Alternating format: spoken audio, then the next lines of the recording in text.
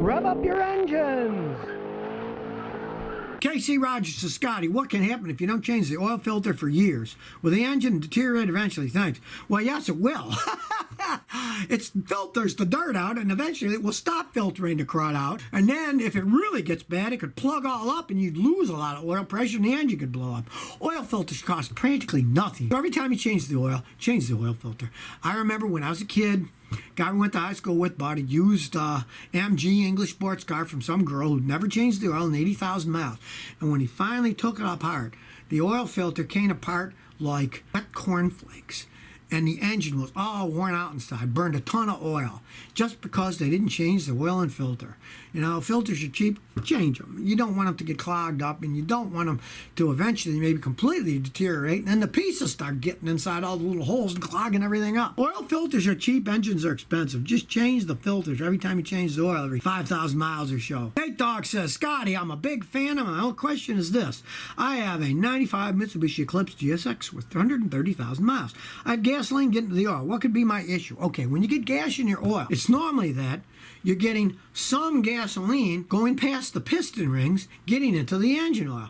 Now, if it runs poorly, then I would say you want to have a mechanic check the fuel injectors. It could be that seals are leaking and they're dripping too much gas in, or MAF sensor is wrong and it's giving too much fuel, and so some of it gets by the piston rings. But I know Mitsubishis, a lot of times it's just the piston rings wearing out because they have cheap piston rings in Mitsubishis. So what you want to do is have a mechanic, or if you've got a set of tools yourself, do a wet and dry compression test of the engine. Take out all the spark plugs, do a compression test, then put half a tablespoon of oil in each cylinder and do the wet compression test next.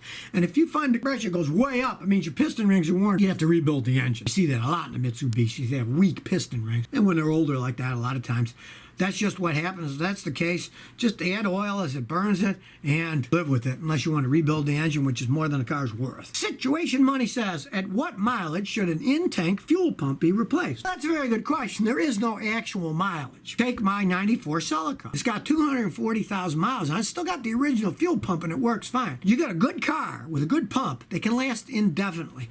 That has a Nippon Denso pump. It's Japanese. And realize an in-tank fuel pump, if made correctly, the fuel actually cools the pump. Now see, the old pumps, they used to be outside on the bottom. The weather got to them and they get hotter because they're outside and you're near the exhaust and stuff.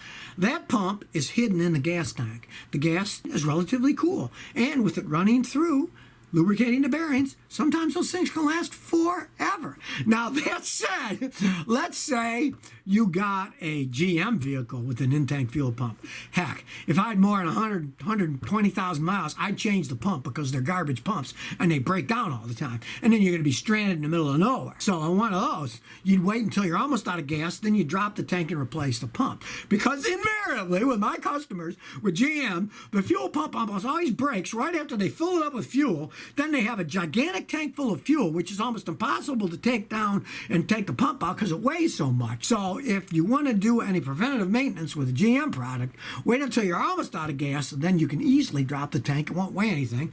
Take it apart and then put a new pump inside. Ruben Tatum says, hey Scotty, do I need to rebuild the whole rear end if I just want to change the gear ratio? Well, you might as well, because you got to take it all apart and put different ratio gears in. And if you're going to do that, you might as well change all the bearings that are in there too. It would be stupid to not do that if you're going to go through all the trouble of taking it apart and putting different gears in to change your gear ratio. Let's face it, it's like, I remember years ago, guys would come in and they'd say, oh, well, I need a valve job in my engine, but I just want to do a valve job. And I'd say I wouldn't do it. And I said, what do you mean? You can't just do a valve job on the head of the engine because the old piston rings are worn, the bearings inside the crank are worn, and if you make the head really strong, but the bottom isn't, then odds are it's going to wear out the bottom end even faster. So it's the same thing with the rear end. If you're changing the gears, change the bearings too. It would be foolhardy to do a big job like that and not do it correctly and put all new bearings into it. Would just be foolhardy.